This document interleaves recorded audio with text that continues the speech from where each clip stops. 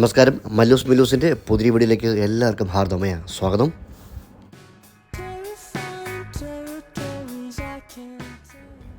നമ്മളിന്ന് വന്നിരിക്കുന്നത് മലേഷ്യയിലെ കോലലംപൂരിലെ വേൾഡ് ഫേമസ് ആയിട്ടുള്ള ഒരു വാക്കിംഗ് ഫുഡ് സ്ട്രീറ്റിലാണ്. ജലാൻ അലോർ എന്നാണ് ഈ ഫുഡ് സ്ട്രീറ്റിൻ്റെ പേര്. മലേഷ്യയിലെ കാല് കുത്തി കഴിയുകയാണെന്നുണ്ടെങ്കിൽ നമ്മൾ ഇവിടം വിസിറ്റ് ചെയ്യാണ്ട് തിരികെ പോയില്ല. അത്രയും പ്രധാനപ്പെട്ട ഒരു ടൂറിസ്റ്റ് സ്പോട്ടാണ്. എസ്പെഷ്യലി മലായ് ഫുഡുകൾ ഏറ്റവും കൂടുതൽ കിട്ടുന്ന സ്ട്രീറ്റ് ഇതാണ്. ഇവിടെ നമുക്ക് എല്ലാ വെറൈറ്റി ടൈപ്സ് ഓഫ് മലായ് ഫുഡ്സും നമുക്കിവിടെ ലഭിക്കുന്നതാണ്. മലായ് ഫുഡ്സ് മാത്രമല്ല, ആക്ച്വലി തായ്ലാൻഡ്, ഫിലിപ്പീൻസ്, ചൈനീസ്, പിന്നെ അങ്ങനെയുള്ള വിവിധ രാജ്യങ്ങളിലെ വെറൈറ്റി ആയിട്ടുള്ള ഫുഡുകൾ കാര്യങ്ങളൊക്കെ നമുക്ക് ടേസ്റ്റ് ചെയ്യാൻ ഇവിടെ പറ്റും. ഈ ജലാൻ അലോർ ഫുഡ് സ്ട്രീറ്റിനെ കുറിച്ച് പറയുകയാണെങ്കിൽ ആക്ച്വലി ഇതൊരു റോഡാണ്. ഒരു ഏകദേശം 1 കിലോമീറ്ററോളം ദൂരമുള്ള റോഡ്. ഇരുവശങ്ങളിലായിട്ട് ഈ വഴിയോര കച്ചവടക്കാരും പിന്നെ റെസ്റ്റോറൻറ്റുകളൊക്കെ ആയിട്ട് നിൽക്കുന്നൊരു ഫുഡ് സ്ട്രീറ്റാണ്. ഇപ്പോൾ നമ്മൾ കാണുന്ന ഫുഡ് സ്ട്രീറ്റ് ആയിരിക്കത്തില്ല രാവിലെ നമ്മൾ ഇതിൽ കൂടെ പോകണമെങ്കിൽ. രാവിലെ സാധാരണ റോഡ്, അതിൽ കൂടെ വണ്ടികളൊക്കെ പോകുന്ന മാതിരി അങ്ങനെ പോയിക്കൊണ്ടിരിക്കും. ആ സമയങ്ങളിൽ റെസ്റ്റോറൻറ്റുകളും ഈ വഴിയോര കച്ചവടങ്ങളൊന്നുമില്ല. കണ്ടോ എന്തൊക്കെ വെറൈറ്റീസാണെന്ന് കണ്ടോ. ഇതിൽ കൂടുതലും സീ ഫുഡൊക്കെ തന്നെയാണ്. എനിവേ നമ്മൾ കണ്ടതും കാണാത്തതുമായിട്ടുള്ള നിറയെ ഐറ്റംസ് ഇവിടെ ഉണ്ട്. നമ്മൾ പറയുന്നതിനനുസരിച്ചിട്ട് ലൈവായിട്ട് തന്നെ അവർ കുക്ക് ചെയ്ത് നമുക്ക് തരുന്നതായിരിക്കും.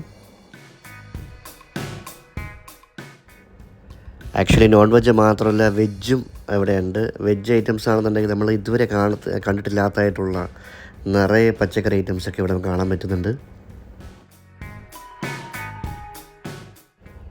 നമ്മളിപ്പോൾ കാണുന്ന ഞണ്ടുകളാണ്. ആക്ച്വലി ഇത്രയും വലിപ്പത്തിലുള്ള ഞണ്ടുകളത് കണ്ടിട്ടൊന്നുമില്ല. ആന സൈസ് ഞണ്ടുകളാണ്.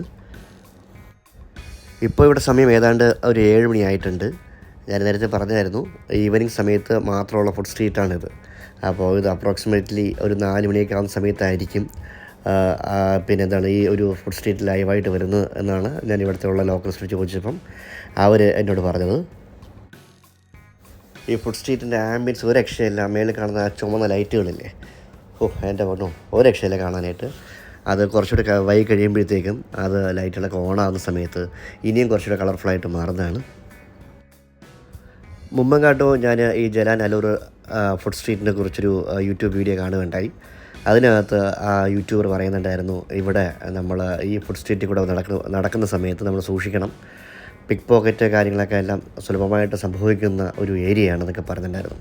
പക്ഷേ എൻ്റെ ഒരു അനുഭവത്തിൽ ഞാൻ പറയുകയാണ്, അങ്ങനെയുള്ള അതിൻ്റെ ഒരു യാതൊരുവിധ ഒരു ചെറിയ തെല്ല് ചാൻസ് പോലും ഞാൻ കാണുന്നില്ല.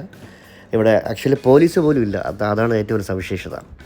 അതുമാത്രമല്ല, ഇവിടുത്തെ കച്ചവടക്കാരാണെന്നുണ്ടെങ്കിൽ ഭയങ്കര ഡീസൻ്റായിട്ടാണ് അവർ മാർക്കറ്റിംഗ് ചെയ്യുന്നത്.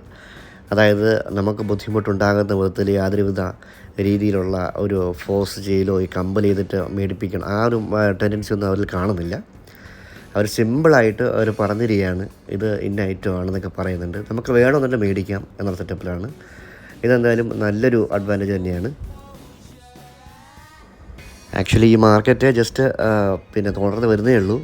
ഏറ്റവും കൂടുതൽ തിരക്കൊക്കെ അനുഭവപ്പെടുന്ന സമയം എന്നുള്ളത് 9 to 10 o'clock ആ സമയങ്ങളൊക്കെ ആയിരിക്കും.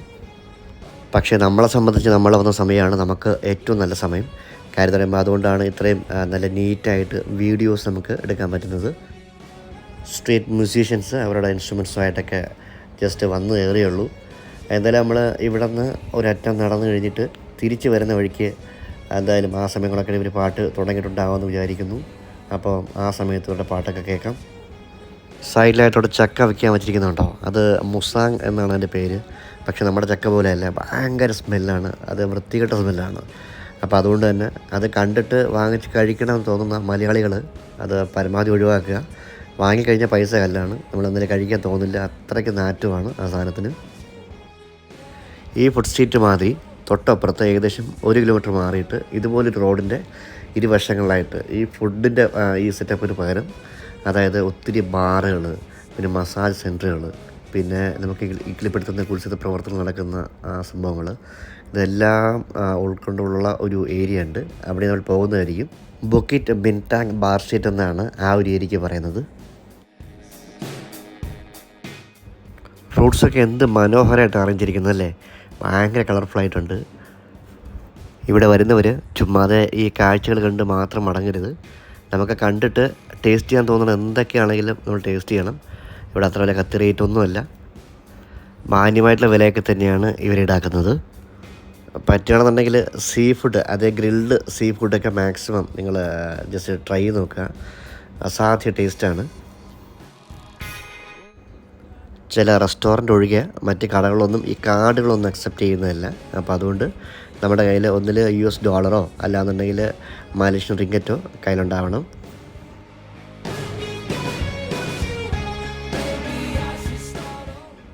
ഇതവിടെ കെട്ടിത്തൂക്കിയിട്ടേക്കുന്ന സാധനത്തിനാണ് ഗാമ്പിംഗ് ഗോലക്ക് എന്ന് പറയുന്നത്, അല്ലാന്നുണ്ടെങ്കിൽ റോസ്റ്റഡ് ഗോട്ട് എന്ന് പറയും.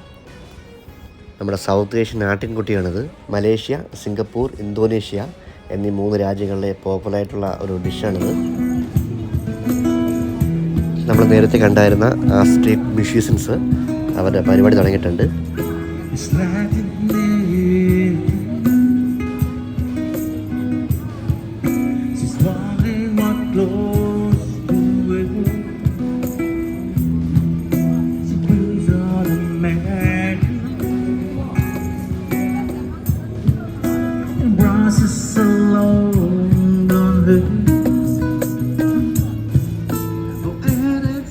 ഇനിയും ഈ ചാനൽ സബ്സ്ക്രൈബ് ചെയ്യാത്തവരുണ്ടെന്നുണ്ടെങ്കിൽ തീർച്ചയായിട്ടും സബ്സ്ക്രൈബ് ചെയ്യുക, ലൈക്ക് ചെയ്യുക, ഷെയർ ചെയ്യുക.